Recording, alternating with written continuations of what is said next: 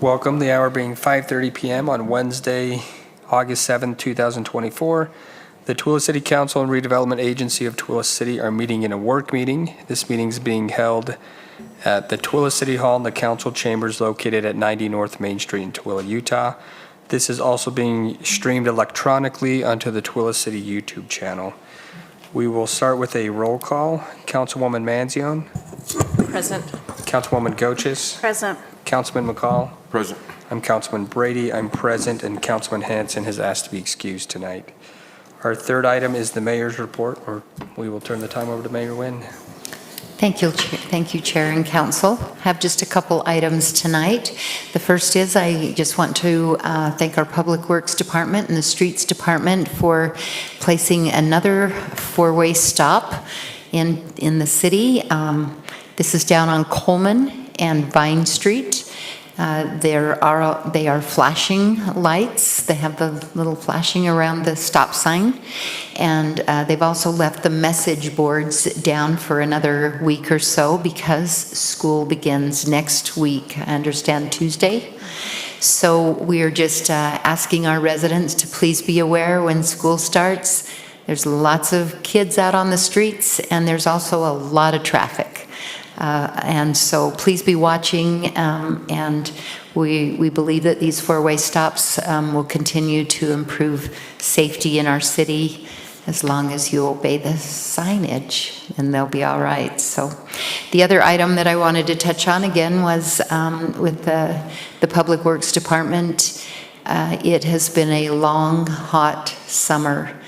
And in speaking with Jamie today, with our Public Works Director, he said that our water department has kept up very, very well and keeping the tanks full and providing water to our residents. And not at any time did we have all of the pumps and the wells pumping, which means we were doing very well on water. So I would like to thank all of the residents that are doing their best to conserve water. And we appreciate that and the efforts that our staff makes to take care of our residents in that aspect and every aspect of the city. We have great employees, great department heads. I'm proud of all of them. They do a wonderful job for our city, and I'm grateful. So thank you. Thank you. We'll move on to our next item, which is the council members' report. We'll start with Councilwoman Manzione. Curveball. We're going to start on this side. Curveball. I don't have a lot to report. It's been summer. I was also going to mention thank you to our department heads. That you can see some noticeable work going on in the city, and it's nice to see those improvements. And they deserve to be. Our staff deserves to be recognized for keeping up with what's going on. I did want to report on one thing. I have joined a committee for the Utah League of Cities and Towns. It's called a UDOT coordination meeting, and it's just an effort to better communication efforts with elected officials and cities and UDOT. That's all I'm going to say. But I've been to 2 meetings, and it's been nice. They have the UDOT representatives there, and we just talk about some of the issues. What I brought up was mostly communication, and that seemed to be what every other city that was there for the meeting also had to talk about. So it was good, and it's nice to make an effort, I guess, to better that. So that's all I have to report. Thank you. Councilwoman Goches. Thank you, Mr. Chair. I'd just like to congratulate our artist and also Tooele City residents that got to attend the Buffalo unveiling that's in front of Tooele City Hall. That's sponsored by Big Stuff Taxidermy, and the artist was Michaela Shirley, and she gave a wonderful explanation of how she painted it and had done a lot of research regarding buffaloes, and we found it to be very informative. I'm also on the City Library Board. We have a meeting coming up, but there are some activities that are of importance. If people will check their 90 North Main. In September, there's an activity called Share Your Jokes, Chick Month, Scavenger Hunt, and also there is a section for adults to learn about banned books, and that's something that's been in the news lately.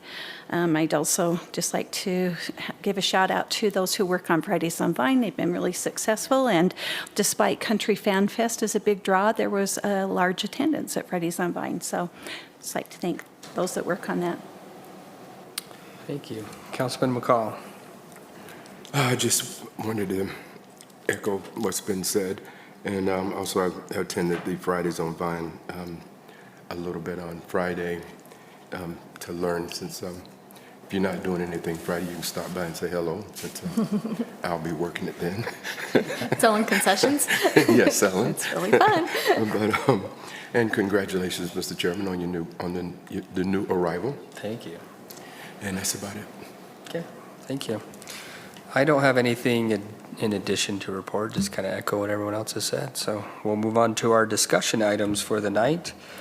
Our first discussion item is a discussion on Resolution 2024-61, a resolution of the Twila City Council authorizing a water rights allocation for Minova under UCA Section 10-8-2, presented by John Perez, the Economic Development Director. Good evening, Council.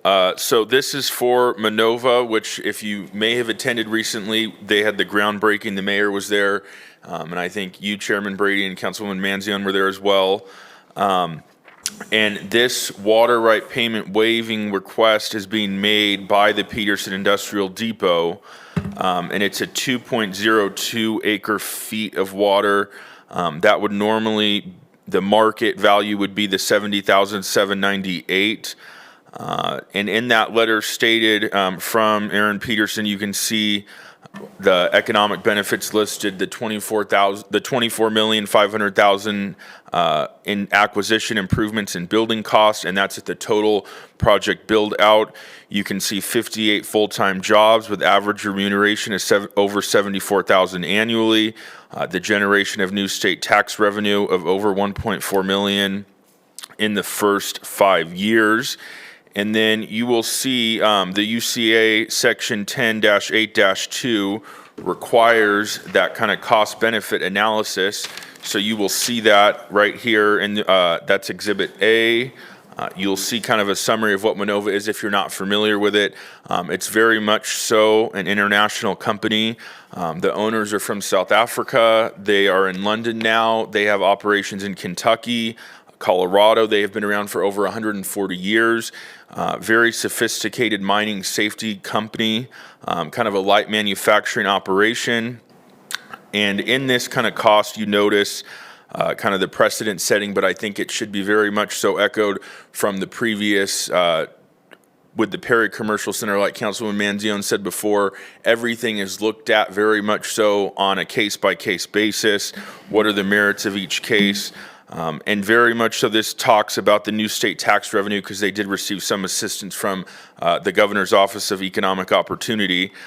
But you can see in that next exhibit the property tax estimates, and I must say that Shannon's office, the finance director, is always very timely and very helpful in getting me these property tax estimates.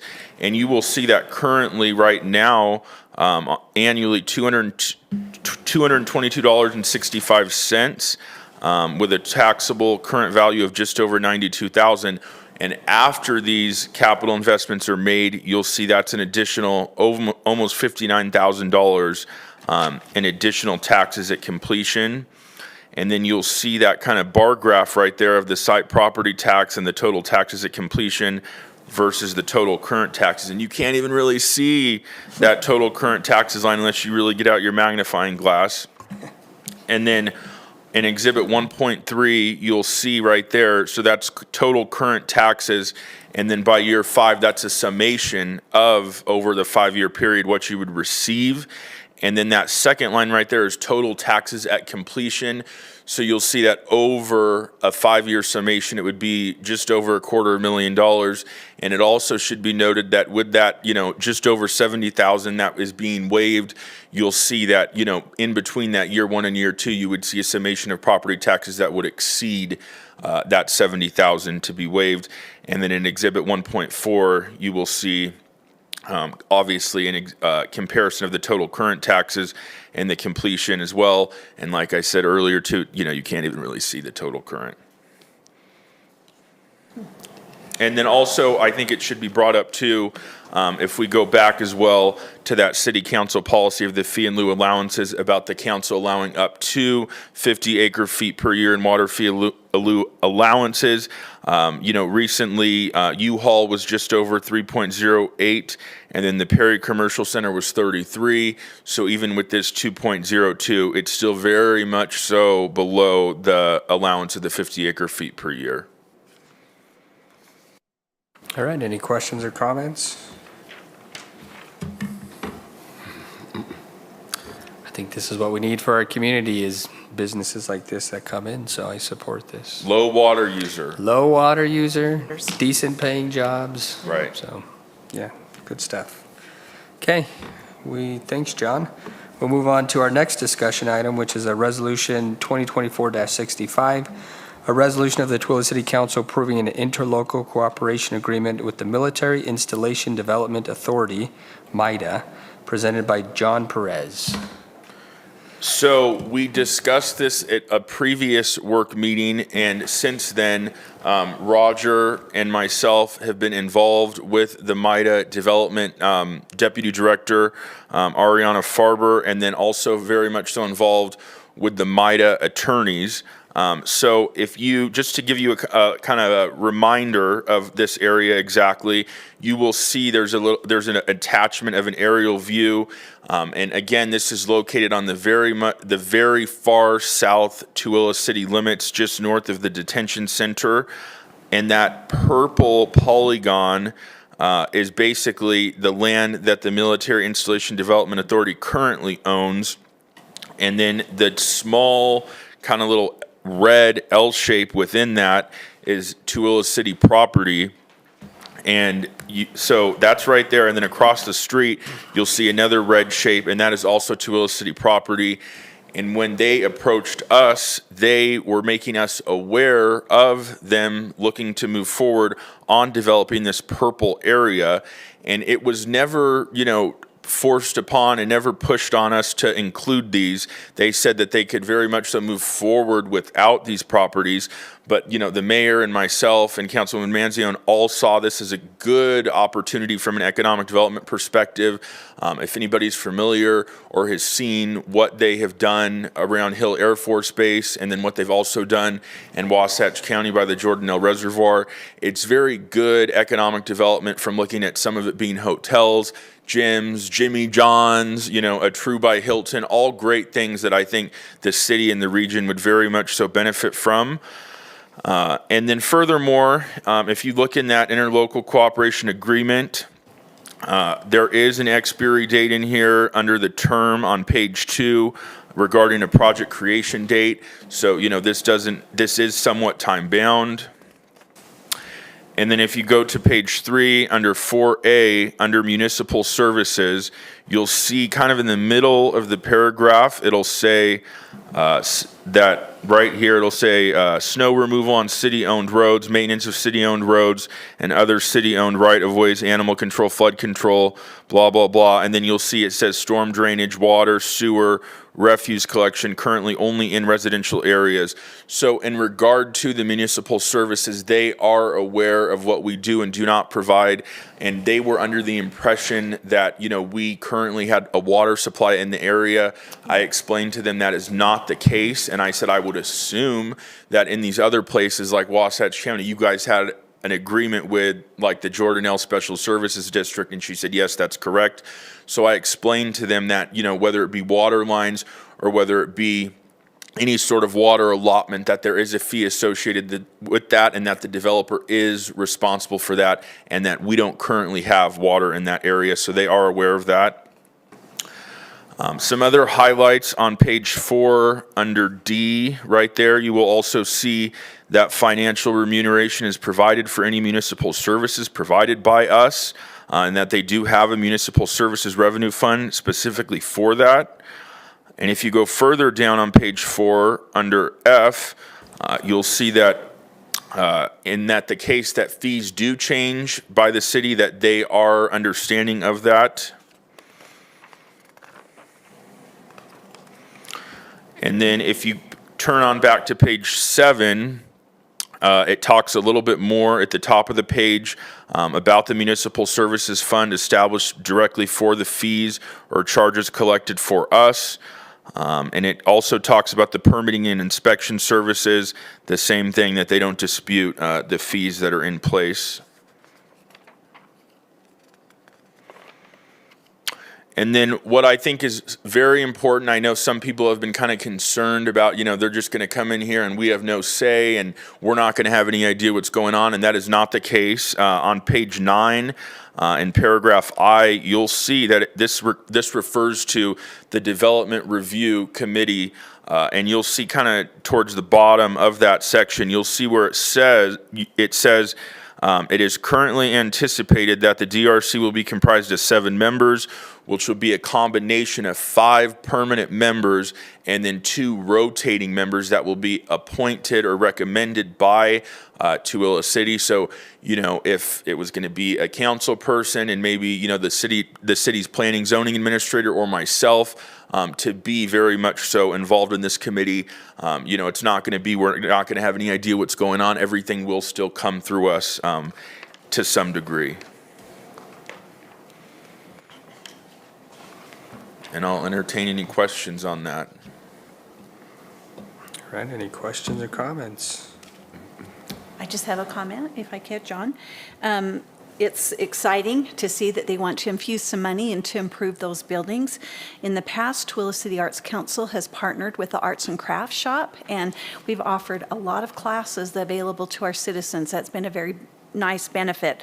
Also, the gym is available to the civilian and uniform members, but we've also made it available to residents to purchase passes to be able to participate. And so there are a lot of opportunities to expand and make services available that will be useful. And so I look forward to having the opportunity to work with them and be able to utilize that property that's, got a lot of potential. It has a lot of potential. It's exciting.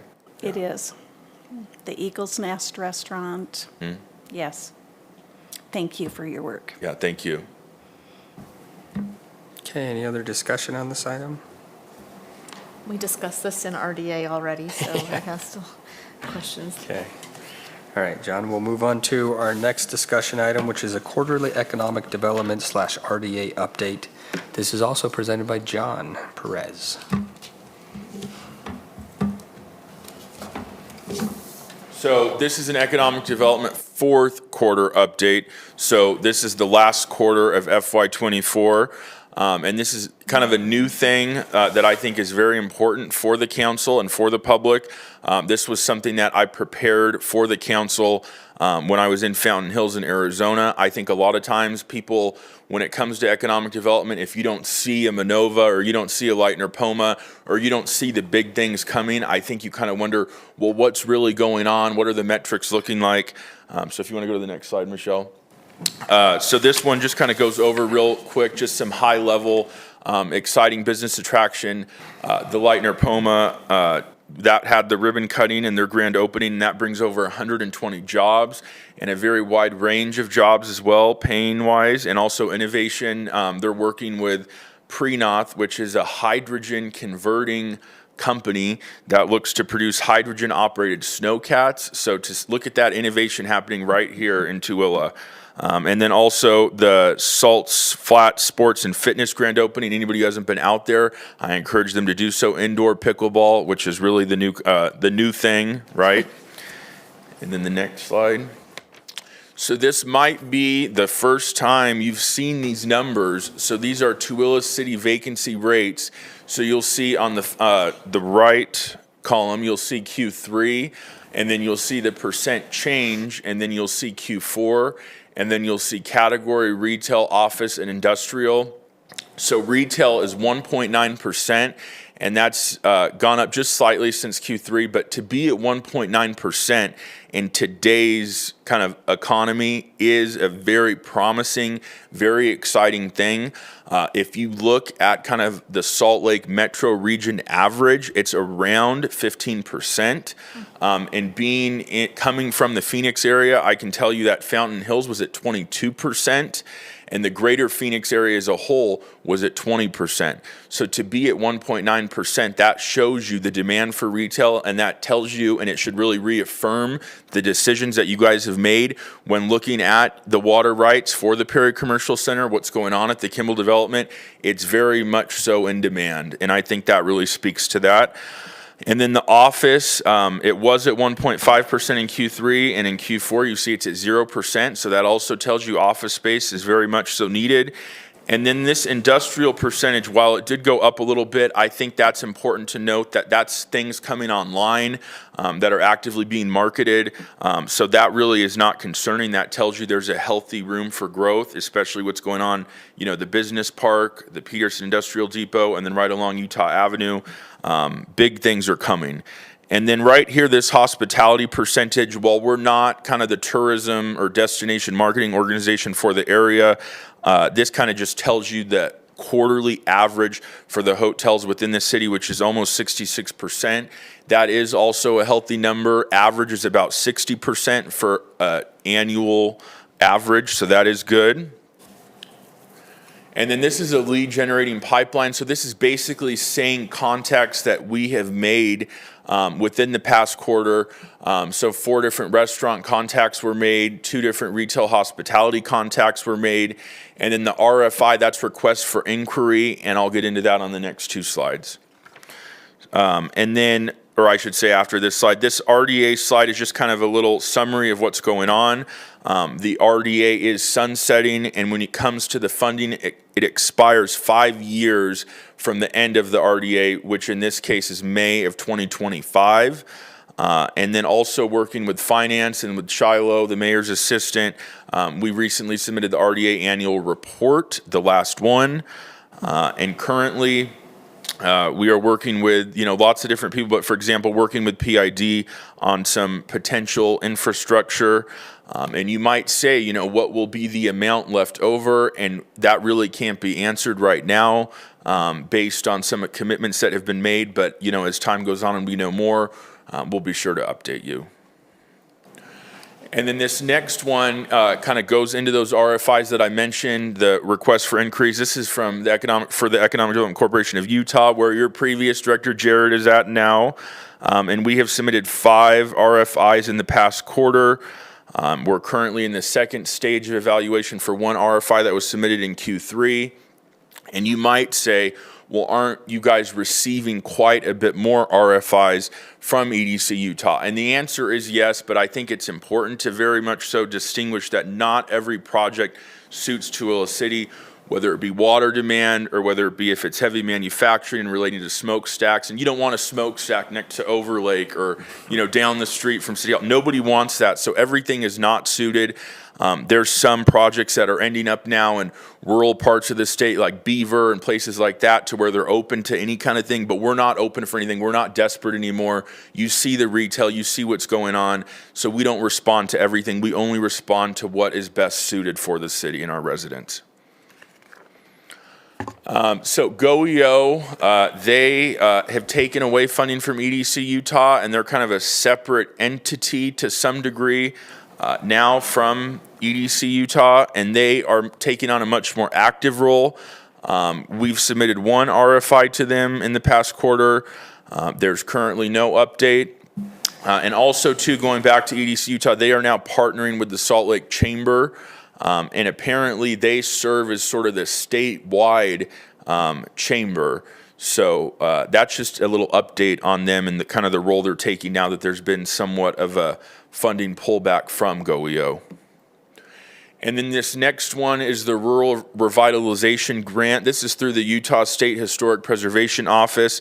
This closes the end of this calendar month. Tooele City is serving as the pass-through agency for this, and it's basically focused on upgrades to building infrastructure and historical buildings, and the two that have been participating are the Merck Plaza and then Zacatecas. And it also should be said too, we are very much so working with these two business owners to get them their reimbursement through this program, but in the event that something is not received or they don't provide something, that's no skin off our back. It does not look bad on us. And then the Ritz Theater across the street, lots of exciting things are happening there. As you guys are probably aware, this past quarter that Wizard of Oz showing was there, and I think a few people dressed up for it, and it was a great event to my understanding. And they've had a volunteer cleanup event in the past quarter. And then also too, I submitted a T-Mobile hometown grant for the Ritz Theater this past quarter, and then also another one too. Nothing's for sure yet, but we are very much so always looking for those grants to restore that possibly in the near future historic landmark, but we're not quite there yet. That goes to the Planning Commission next week. And then I think is one missing. Can you go back? I don't know. Is there one in your? I think there's one in the packet for the Broadway property. No. Maybe it didn't load. I'll mention it even though it's not quite in there. In regards to that Broadway property, that's the former hotel site that has gone under site evaluation for the EPA. It's been identified as a potential area for redevelopment, and we are currently in the process. The city has looked at acquiring this and has made an offer to the EPA, so we will see the end result of that in the near future. And then right here, the Tooele City Historic Main Street, we submitted a yearly financial report to the Main Street America Association. We've also been working, the Councilman Manzione and myself, we both attended the annual Main Street Workshop Conference. A drafted yearly Main Street action plan has been created. I just had a meeting this morning with them. We're currently a Tier 2 accreditation. There's 1, 2, 3. And you might say, why aren't we 3? And the reason is there's certain kind of distinguishing factors. One is that you have to have a full-time executive director for that Tier 3, which we don't. And then another exciting thing too, we received a $10,000 grant for wayfinding signs, and that is in process. I received 3 different kind of bids for those, and we did kind of settle on one that we do like. There is a little bit of a process though with UDOT, and that they are in their right of way, so that is in kind of a planning process right now. And then this next one is a social media update, and this kind of gives a shout out to Shiloh Baker, the mayor assistant and public relations specialist, and also Clarissa, the administrative assistant in the administration as well. This is the Tooele City Facebook page, and you'll see a 43.9% increase in reach, a 10.9% increase in impressions. So wow, that's really good. And then on the next one, you'll see Instagram page, 23.5% increase in reach, 11.1 increase in content interactions. And then what's totally new, in case you didn't know, you should know and you should be looking, is that the Tooele City LinkedIn page. And I think a few people are following that, and it's gone up significantly. It's not hard to go up to come from nothing, but even though it is a new page, it's still 24% increase in impressions and 25% increase in engagement and reactions. And then this next one, this is the Economic Development Strategic Plan. It is time for it to be updated. So you'll see just a kind of high-level timing outline of how that's going to go. And we look forward to it. It's very exciting. A lot has changed in 3 years.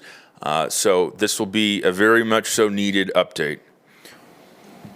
And then this next one, obviously this is kind of the first quarterly report you guys have seen, but I think it's very important for future ones, what questions or kind of ideas or further, queries you might have and things like that. I'm very much so open, but any questions or suggestions you guys have, please let me know.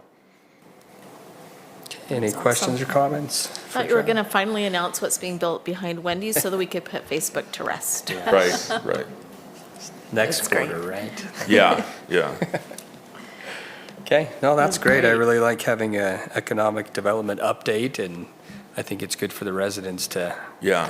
see this as well, so. And I'd just like to say I was pleased that you've got a $10,000 grant for wayfinding signs. I've been contacted by some residents that live at the top of Skyline, and that a lot of people drive up there thinking they're going to Middle Canyon. And so Okay. they have to do a U-turn or go through that subdivision, and they would have requested some signage up there. I'd like to speak with you about that. Okay. All right. Okay, anything else for John? Thank you. Thanks, John. Okay, Thank thanks, you. John, we appreciate it. Our next discussion item is a discussion on civil penalties for zoning violation. This is presented by Roger Baker, the city attorney.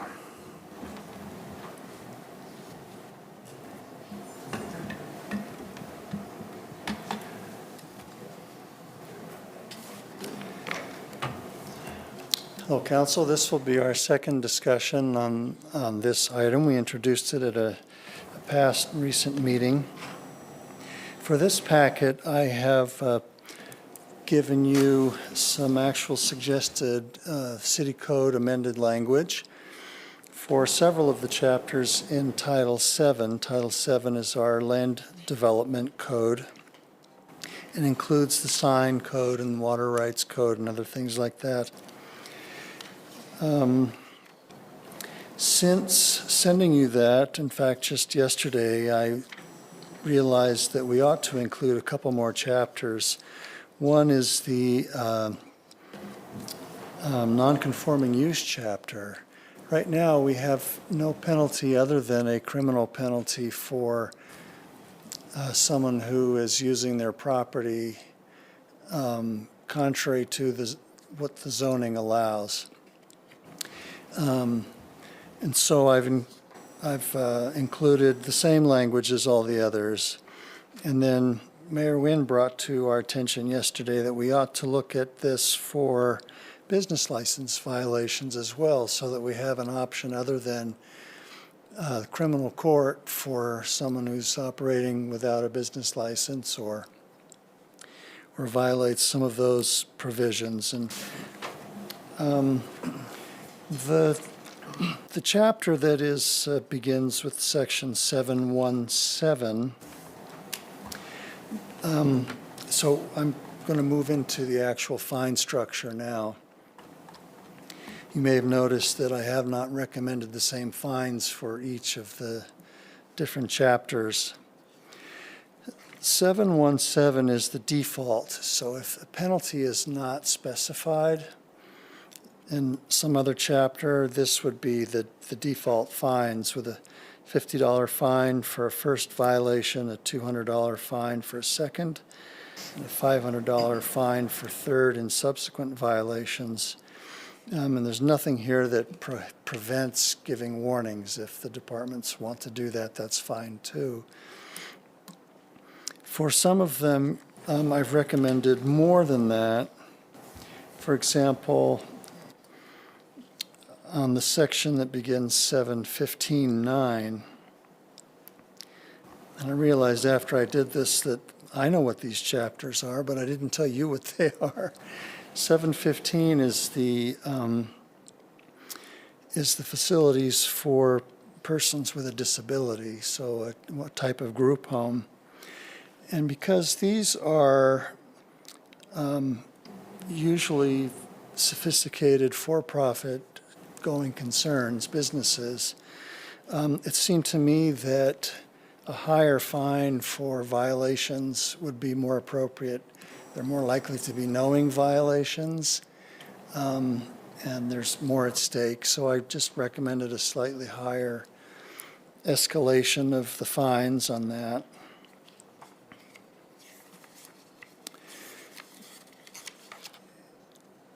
I think all the others are 100, 250, and 500. That's what I've recommended. That's just, that is similar to what we do on other civil penalties that we already have in place, but it's not something that I'm particularly vested in. If you would like to see a different beginning fine or ending fine or a different escalation, that's up to you. The next step after getting your feedback tonight would be to bring you an ordinance implementing these changes in the city code and the fee schedule, and would be on our way.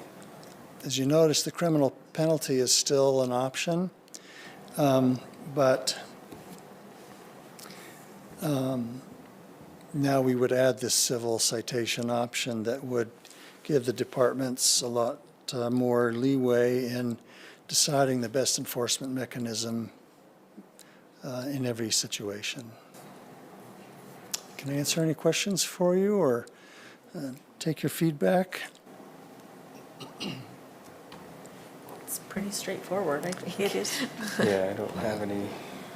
The language is identical in each of the chapters. I wanted to make sure of that we didn't have differences between chapters in terms of appeals and so forth. Which chapter is it that talks about business license? Is that part of this packet or? No, I just did Okay. that one yesterday. Okay, I didn't, that's what I thought, I didn't see it. That would be Title V. Okay. And would we have a similar civil penalty for that? Like no business license, would you start out at $100 and Yes, I did the escalate to 100, 250, and 500 for business licenses. You could go higher for repeated violations if you wanted. Okay. I think the numbers are fine. I don't know that it matters a lot to me. The goal is to get compliance, right? We're not trying to Right, not get to make money out money. of this, so we're trying to get compliance, and Right. that's how we improve the community, so. So Chapter 7-1 is the general chapter for Title VII. The next one you don't have is 7-3. That's the legal nonconforming use chapter. The next one is 7-5. That's the conditional uses. You have that one. 7-15 is residential facilities for the disabled. 15A is residential facilities for the elderly. And 25 is your sign code.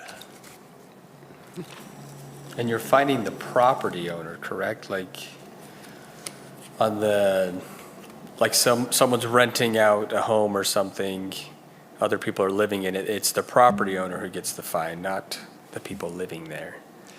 I think it depends on the context and the chapter we're dealing with. For Okay. example, a violation of conditional uses, the conditional use is given to the property, not a business. So that one would be the property owner that would be cited. The one for business license violations, I think it would not be the Business. property owner, it would be the business owner. That makes sense. So we would examine each context for whether it would be a person, a business, or a property.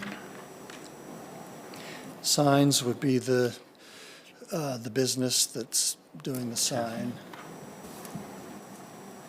So, Any other questions or comments? okay. We'll bring it back to you I thought of doing a separate ordinance for each one, or just doing them all in one. Not trying to drum up statistics, but sometimes for historical purposes, it's nice to be able to say, this ordinance amended this chapter, this ordinance amended this chapter. So I'll think about that a little more, but I'll bring back at least one ordinance at your next meeting. Okay. All right, we'll move on to our next item. It is a discussion on the Canyon Springs annexation agreement. This is something that we've discussed in several meetings now. Roger's just really here to answer any questions that we have, and then we also have the developer here.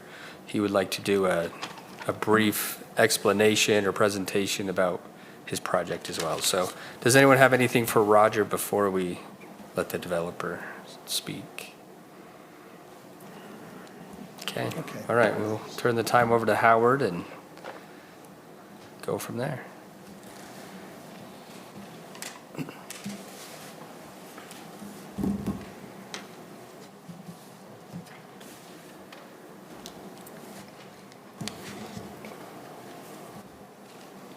Thanks, Garrett.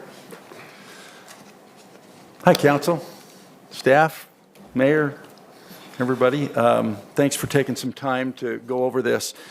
There's been some concern or some discussion of how we ensure that that this project is a move-up subdivision. We kind of use that term, or an upscale neighborhood.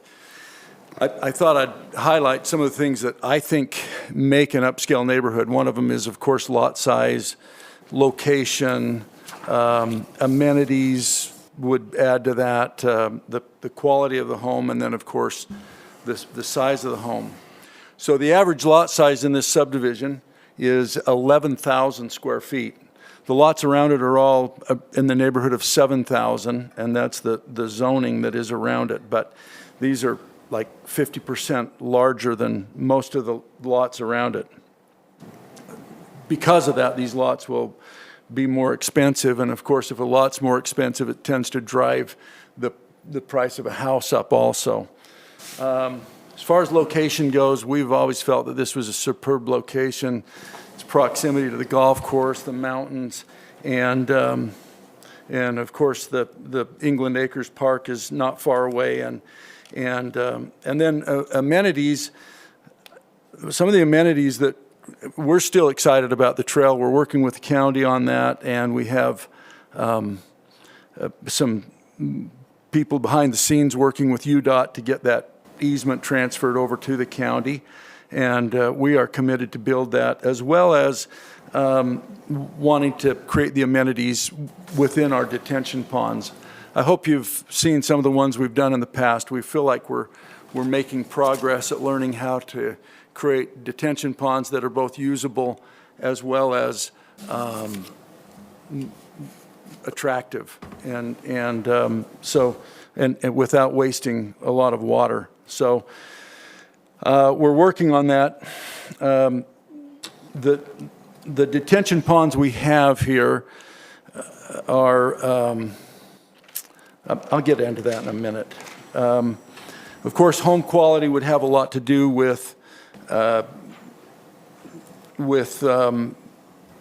who is the builder, and we want to sell a lot of these to our local builders. They're in need. There aren't many lots that local builders can build on here, and so we want to provide that for them.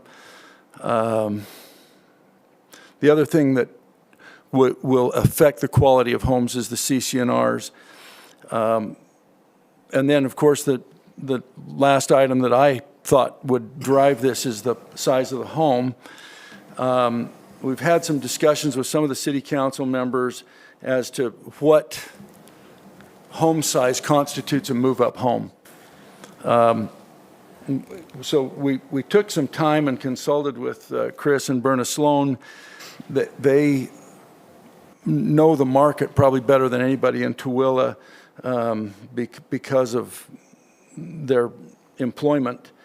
So we want to create, we want to make these homes big enough that that they become a move-up home, but we don't want to tax the buying public to the point that they can't possibly buy a home. So we've done some, let me just click ahead here. So most of the lots in this subdivision will be wide enough to put a 3-car garage on. The current development agreement or annexation agreement calls for 50% 3-car garages, and we think that's great. These backyards in this will be large enough that people can also have their own amenities and toys in their backyard, trampoline, swing sets, etc. Some of the homes these are some pictures of some of the homes that that our builders have built and are building that would, we feel, be appropriate in this area.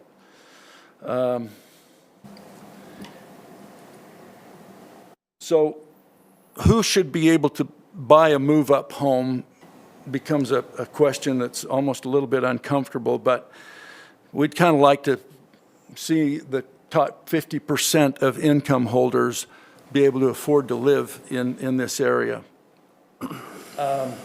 Currently, in Tooele, let's look at the lots that we have here for a minute. If you can see this slide, with 172 lots, 61 of them are smaller than 10,000 square feet. 51 are between 10,000 and 11,999, or 12,000 square feet. And then 60 of them are 12,000 square feet and larger. When we get into actual designing, this will shift probably a little bit, but we still have the same amount of land to work with. So it'll probably shake out about like this. So that almost breaks into thirds, if that makes sense. So we would like to put it this way, that any lot that is smaller than 10,000 square feet would have to have a minimum of a 1,400 square foot Rambler or an 1,800 square foot two-story. Does that make sense to everybody? If it's between 10,000 and 12,000, go to 1,500 to 2,000, and if it's greater than 12,000, then it has to be a minimum of a 1,600 square foot house and a 2,200 square foot two-story. Let me tell you how we came up with that. Right now in Tooele, 48% of households make $100,000 or more, okay? And it breaks down that about a $100,000 income will allow you to buy a home in the 400,000s, which is about a 1,400 square foot house, 450. Current interest rates have made people's buying power shrink a little bit. So about 27% of Tooele City households make $125,000 or more. And at $120,000, you can afford about a $550,000 home, which is a, $1,500 and up. When you get the 3-car garage on that, and especially if you do any basement finishing, it keeps going up. $140,000 a year income puts you up to about $675 in sales price. So we thought that was a good way to break it and a good way to be able to look at it. In other words, the building department's going to have to say, oh, this builder's brought in a plan. How big's the lot? If it isn't big enough, then they've got some matrix they can work with there that helps them. Any discussion on that? Any thoughts on the home sizes? Can you go back to that slide that showed them, please? I mean, I think that, in my opinion, I think that gets us to what our goal was in our last discussion. We had said 1,700 for 1-story above ground, 2,400 for 2-story above ground. I think that gets us there, and I always have to remind myself these are minimums, right? If someone wants a bigger house, then that'll be built, and if they can And we want to afford build that- it for them, by the way. Yeah. We make best money on a 1,700 square foot house Yeah. because it kind of has the same parts in it that a 1,400 square foot house has in it, right? Right. Couple of bathrooms, a garage doors, so yeah. So how do you determine, and maybe you'll talk about this later though, if 50% are going to have 3-car garages, how do we make sure that it's divided up evenly among these 3 different housing sizes that you're going to have? Or is that just going to be whatever the market is driving? I don't know. I didn't write that part in, and I'm not sure, but. And maybe you don't have a 3-car garage on a smaller lot. I don't know. I'm not a builder, but. Well, if you can, you will want it, right? People want 3-car garages nowadays. That's a big deal. And so we'll probably have a higher percentage than that. But I don't know how you check it. I don't know how we monitor that. I mean, we could say, if they're over 12,000 square feet, they absolutely have to, if the lot's over 12,000 square feet, it has to have a 3-car garage. We could do it that way. That would only address about 35% of the lots, but I think the others would all fill in pretty easily. Yeah. Yeah, and I'm not suggesting that we have to do that. I'm just, what I have a vision in this area, I think you probably have the same vision as well. You want it to be nice as well, so. Exactly. I'm fine with these numbers. I think it gets us to where we're trying to get, but anyone else have any opinions on these square footage? I just have a comment and maybe a small question. I was pleased to be able to see the samples that you have of the beautiful home designs. It's really nice to be able to have a more custom look than just cookie cutters. But I wondered if you had considered accessory dwelling into part of these plans. A lot of plans have a basement entrance that would allow for, say, a mother-in-law apartment, an accessory dwelling. I just wondered if that was part of the design. As I understand it by state statute, everybody is entitled to do that now. And I think the city's trying to manage that in some way. That's such a moving target that I think that people will figure that out. And some of them may actually want to build something on the back of their lot or attach it to their house, like a mother-in-law quarter or something like that. But we'll certainly allow it because we're obligated to allow it. But I don't want to require anybody to do it. Certainly.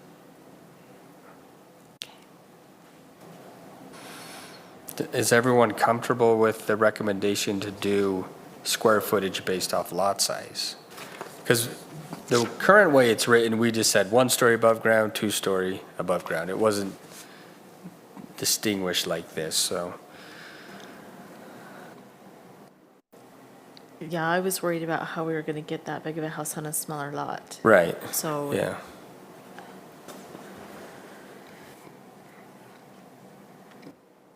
That was the one item that I wanted to discuss. The other two items, the next one certainly is not a deal killer with us, but it was put into the agreement that we would consolidate our detention ponds. And I wanted to explain to everyone why we drew them the way we did. We hired a pretty high-end designer to put this together. If you look at the map here, I can't highlight anything, but to the left of it is Drew Bay Road, and then the detention ponds are all along Drew Bay Road. First of all, that's the low point of the subdivision, and the next road to the east has a power line, a high power line that runs down that road, and it continues over from the Carr Fork subdivision, and it kind of has to be there. That road has to be there. So I don't know how we could effectively use that space without doing it this way. But the other advantage that you have with this is you're going to have people that have their homes that side onto Drew Bay Road will probably come out and maintain their side yard and keep it nice. People whose backyards go onto that will not. Typically, weeds end up growing up between the fence and the sidewalk, and it just doesn't get the maintenance that it should have. So this way, the homeowners association will maintain those detention ponds, keep them clean and weed-free, and we plan to. The biggest one is 1.5 acres, and we plan that to be a soccer field type thing, as well as other amenities in it. I think we can make these really nice, and maybe that's something we just work out with staff when we get to design, but not write it into the annexation agreement. And the other item I was going to request is we got thinking, boy, if we've got to come up with $125,000 for the police and $125,000 for parks. With each of our first two phases, that's $250,000 each. that would preclude us from really being able to do a smaller phase, as well as we're going to be dealing with these detention ponds at the same time. So the front load on this is pretty heavy, and wondered if you would consider allowing us to contribute $2,000 per lot for police, $2,000 a lot for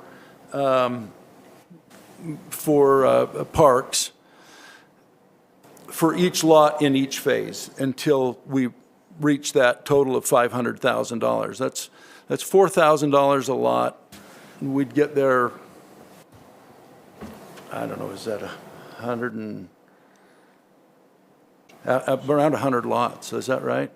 172, I think.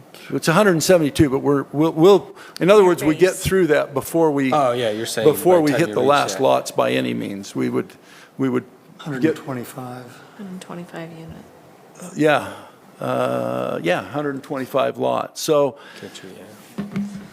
that would be a request that we would have. Other than that, the agreement seems good, Roger. And we're excited to go forward with this if everybody feels good about it.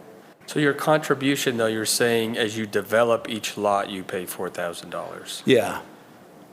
And we'd pay that right up front when we start construction on that. Once it's approved and we're ready to start construction, we would write the check for $4,000 for each. If you did it that way, we'd probably just include it with the building permit fees. Well, it wouldn't be part of the building permit fees. We're not passing this on to the home builder. It would be All right, part of the development cost on the front end of the development. okay, thank you. Plat recording, prior to recording, or whenever. So I would like some input from the city on, is that going to create significantly more work? I understand we're trying to balance where you have the funding you need to develop, right? But is it going to be a pain every time we're collecting $4,000? Well, you're going to collect it one time with a phase. Okay. So I'll four bring in a phases or phase. what? I'm going to bring in a phase of 30 lots, say. Okay, It's pretty simple. There's $120,000, write the check. okay. I was The thinking next phase is individual maybe lots. 50 lots. There's, 50 times 4. Okay, that makes more sense. Yes. So it's kind of the same of what we were, it might be a little bit less upfront for you is really what it, Yeah. Okay. Yeah, we'd still pay it at the same time that, is there a minimum on your phase though? Like, would you do a phase that only has 10 lots or? I don't think I ever could. Okay. But I could see doing a 25 or a 30 lot phase. A lot of times you do your phasing based on where it breaks best with your streets. And then what if the phases don't happen as quickly as you anticipate them to? We've had developments where we make agreements. It's like phase 3, they're supposed to put in a playground and phase 3 never happens.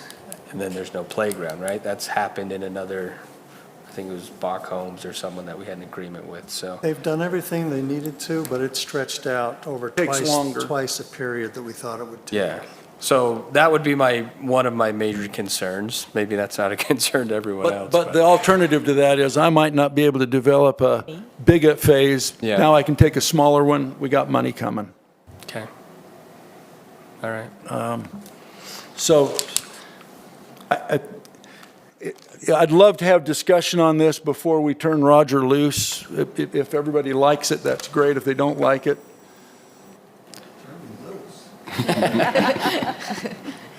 See what you can come up with, Roger.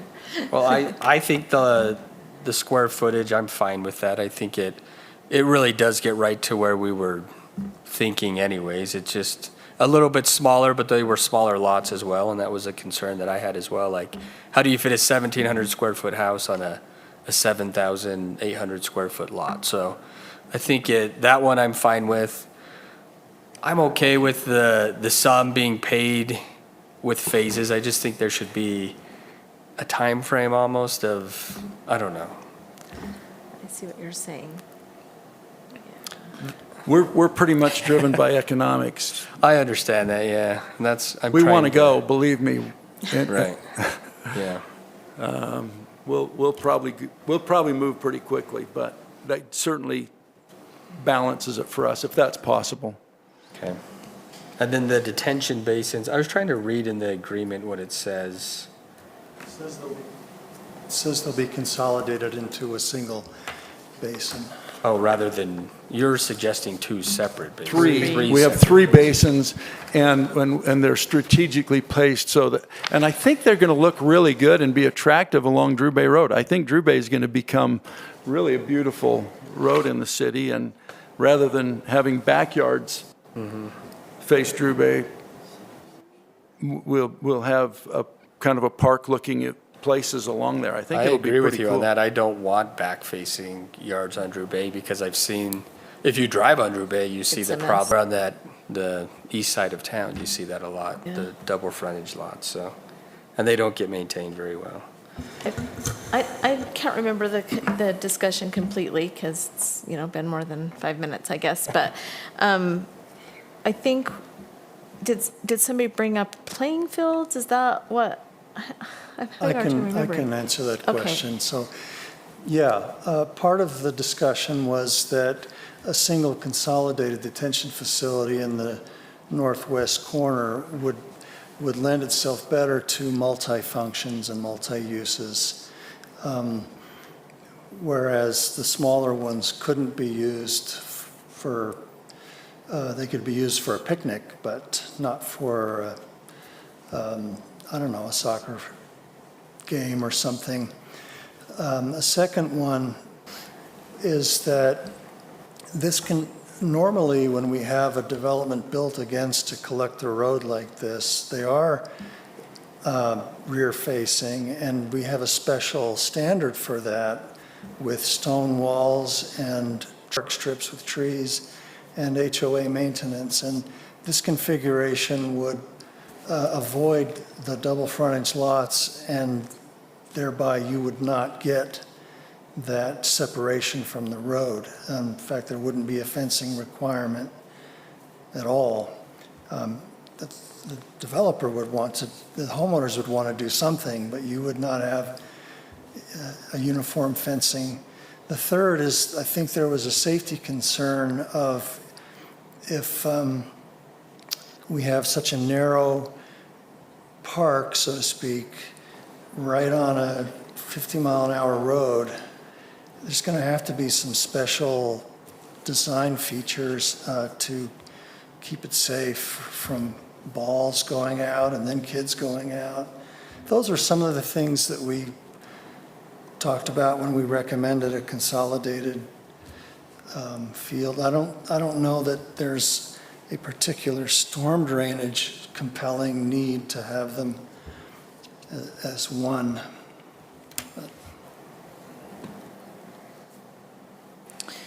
So you're saying this big one is an acre and a half? Yeah, the And big what one's an about the acre and a middle one? half. The middle one is 3/4 of an acre, or maybe it's, one of them's 3/4 of an acre and one of them is 6/10 of an acre. So they're all pretty big. When you combine them together, they're about 2.5 acres or three, almost 3.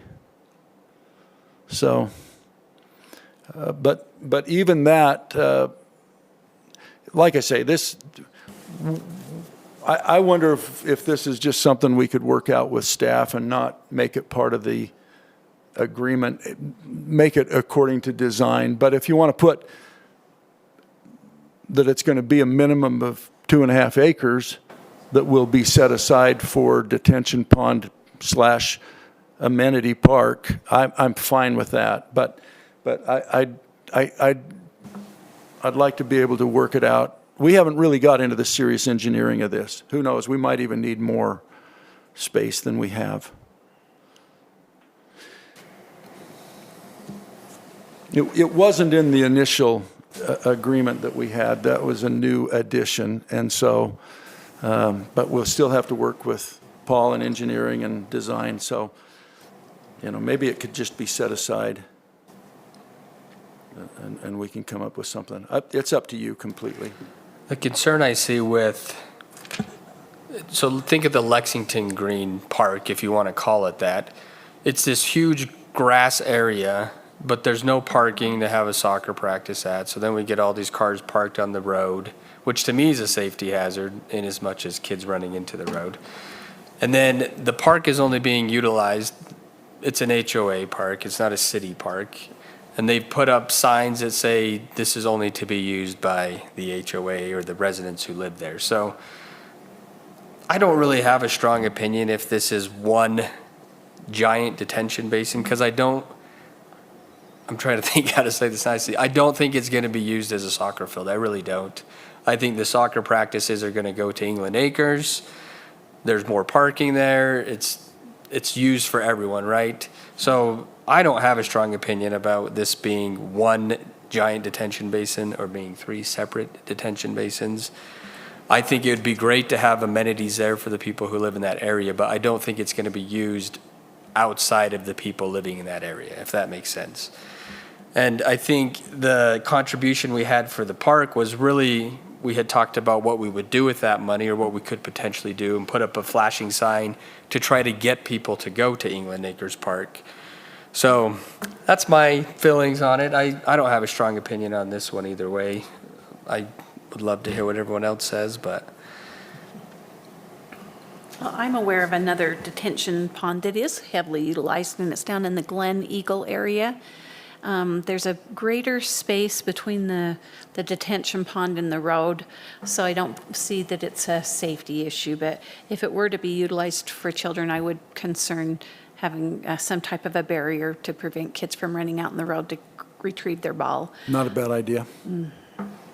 And I like the fact that they're functional and not just a big open space with gravel and serves as a detention space. I think it's very nice to have a grass area, and even if it's not utilized by team sports, it will be by families, by kids, and just they need to get outdoors. So I'm thrilled that there's going to be three possible areas for recreation. Our pickleball court over in Prosperity sure is getting use finally. It's Yes. awesome. It's great.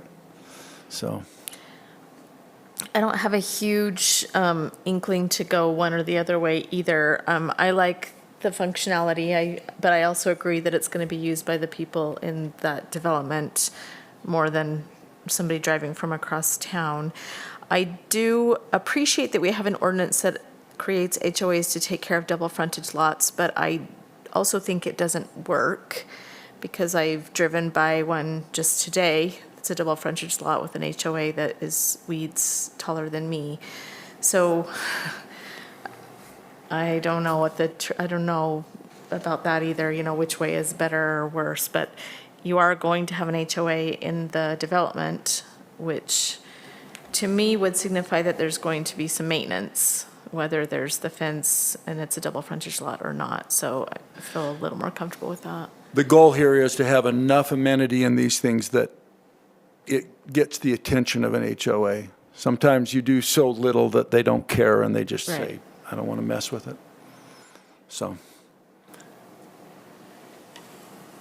I guess I'm good. I with this. think I've taken more than my share of time. Thank you very much. Well, the goal today was really to have our agreement, well, something that all parties agree on, right? And something that we can vote on. I don't want to keep kicking the can down the road and getting into the little fine details that really should just be done with development, right? And I know we want a nice subdivision, but at what point are we just getting to every little tiny detail that we never vote on it, right? We just Well, keep talking. I think about we have a agreements. consensus on the detention basins and the house sizes.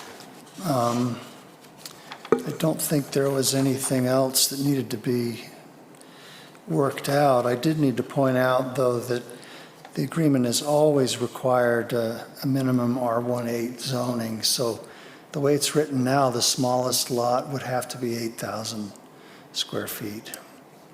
I think there's two of them in there, like 7,800 or 7,900. We'll squeeze them. We'll make it work. Okay. And then the contribution being paid in phases, does that need to change? Yes, I can do that. That won't be difficult. That doesn't affect us. I mean, as far as that's on staff, so whatever works best for them. Right, well, the only way it affects you is having the paid. revenue that Yeah. you would want to make some improvement, but Right. it doesn't sound like it would result in a much delay anyway, so just be phased with the development. What was the consensus on the drainage ditches and the I detention? thought I basins? heard three of you say that Well, we didn't mind, yeah. three detention basins Three? would be okay. I don't even know if we need to say how many. That's what I'm, That's No, what- we don't. I'll just take out the three words consolidated into one. I'll just take that out. okay. That's a simple change. Okay, anything, I guess the next step is just to have Roger make those changes, and then we'll all review it one more time. I'd like to talk about it in our next work meeting, and then vote on it in our next business meeting. So not just a discussion, but actually have a vote and go that route. So is everyone comfortable with that? I sure would be, but if you could get it over to me a few days before, I'd sure appreciate it. I'll get you a red line. Yep, that'd be great. I'm wondering, based on the discussion, if the council would like to require in this agreement some safety separation between the green spaces and the road, or if, I don't know, we don't have a city standard for that, so I don't have an ordinance I could enforce later. But I don't know if you're ready to say what you'd like to see either. Yeah, that's hard. Yeah. Isn't there a way to just have the double frontage lot standard placed into the agreement, even though it's going to be a little bit different? If you want a fence, either way, you would have a fence on a double frontage lot, right?